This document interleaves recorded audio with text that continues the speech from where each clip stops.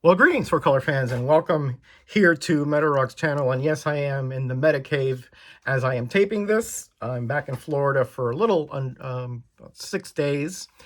And one of my goals was to make a few videos that I could then bank and publish in the future back when I'm in New Jersey. And today I am doing a video that I've actually been thinking about for quite a while, but I did not have the comics at the time to, follow through and show you all the different nuances that I'm going to show you now. So as many of you may know, I have a complete set of 30-cent variants, and I have a fairly complete Marvel Bronze Age collection, non-reprint titles, right? So I've always been fascinated with the distribution, marketing of comics, and as well as the printing of them, and how that came about. And I've always wondered, hey, what are all the different versions of comics that were printed at the same time, right? And I think I have figured that out, at least for these particular months in 1976, and also the order in which they were printed. I don't know, they came out of the same press, same plates, with just little changes, which I will talk about in a minute. So let's start with Amazing Adventures number 36, from cover dated May 1976. All right. Now, notice, right, the regular Starburst here, still 25 cents, and the Marvel Comics Group banner in yellow up there. All right. So I think that was the first version printed. The reason I believe that is because I think the next version is the 30-cent variant. And the reason I believe that is because if you look faintly behind the 30-cent Starburst on many of the 30-cent variants, especially Amazing Spider-Man 155, 156, you'll still see a little bit of the shadow that says still only 25 cents. I tried to put it on camera. It doesn't come out on camera, but trust me, it's there. So I think that is the second version that was printed right after the 25 cent. Again, like consecutively, like minutes after, right? They just had to change the little price Starburst area, and that's it. Okay, but otherwise identical. By the way, I've checked the indicias. They are also identical.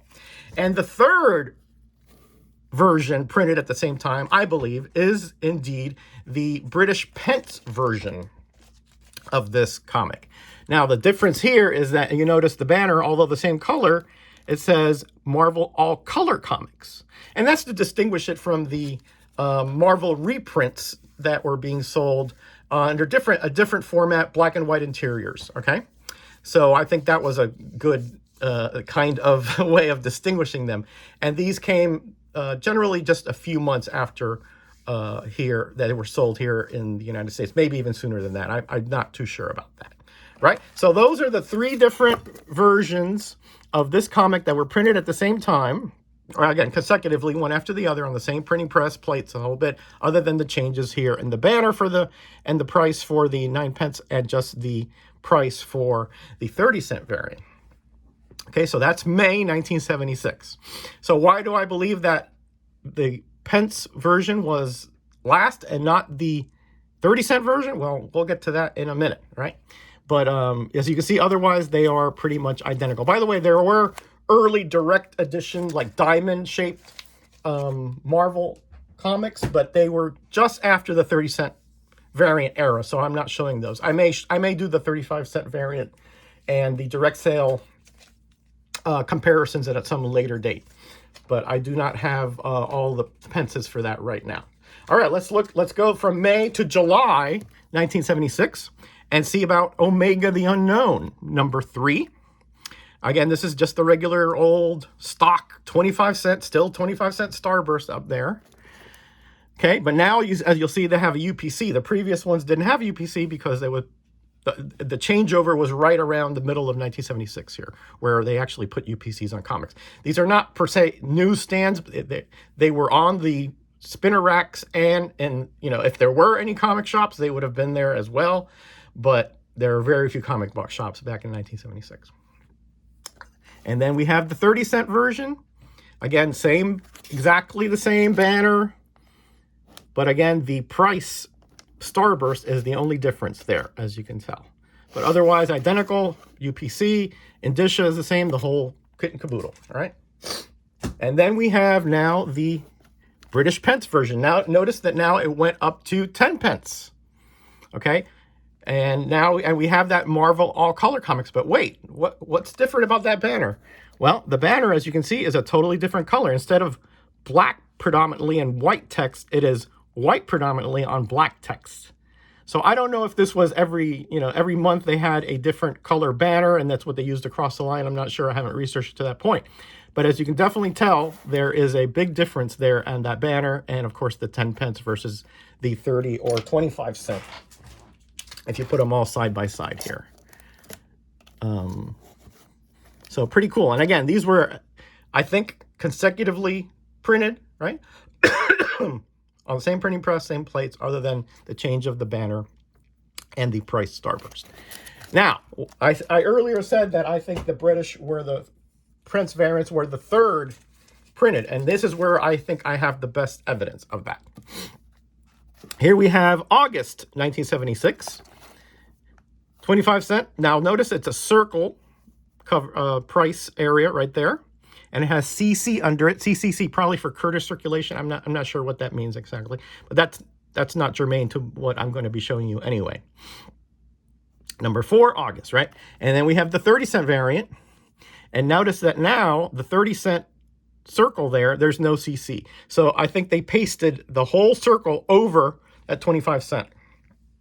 Makes sense, right? Because, I mean, they wanted to have a little bit of leeway there and border and so forth. They don't want to notice how the fonts here for the 25 and cent go almost all the way around. So I think they just pasted that whole thing right on top. All right. And then they did of course, they went ahead and do that print run. Notice the banner is exactly the same, red with white text, right? But now when we get to the British version, oh boy, quite different, as you will see. Now we have, again, the white predominant background and the black text. And then we have the price circle. Look at this. The price circle has a white stripe through it, as you can see right there. All the way through. So the banner, it looks to me like when they did the British price versions, they replaced that whole top strip. And whatever color the banner was, that went over the price area as well. Now, you can say that, so that to me, that's evidence that that went the third, on the third, it was the third issue being printed. Now you may say, well, maybe they had that first and they took it off.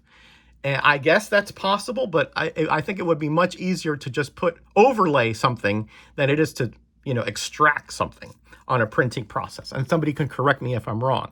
But to me, that is some evidence that the order of the printing of these, at least in this era of the Bronze Age, were the 25 centers, the 30 centers, and then the pence variants. To me, that is the order in which they came. Of course, they were pence variants starting even, back in the Silver Age before that. Now, they were stamps, Thorpe and Porter, so L. Miller, all that, those distributors over in the UK. That's not what I'm talking about today, right? I'm talking about the ones that were printed here in the US for the British market, all right? And that's what I'm talking about as far as the comparison between the 3 different versions here. Again, I just wanted to do this video to show, first of all, if you are one of those uber completists and you want to get every different version of a certain comic, right? Then this is, at least the ones that were printed at the same exact time, this is, you might want to consider getting all 3 of these.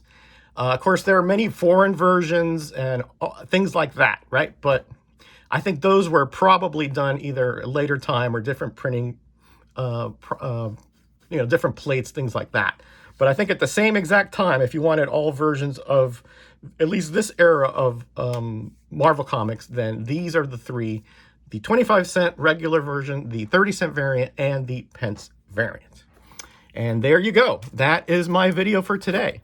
I hope you found this interesting. I know I did, and that's why I picked these up at Koch's Warehouse earlier this month, specifically because I wanted to make this video. All right, everybody. Leave me a comment with any kind of additions or, corrections, anything like that. Certainly I'm, not an expert. I'm just sort of proffering a theory here of mine. All right, buddy, be kind to each other, be blessed, and be back.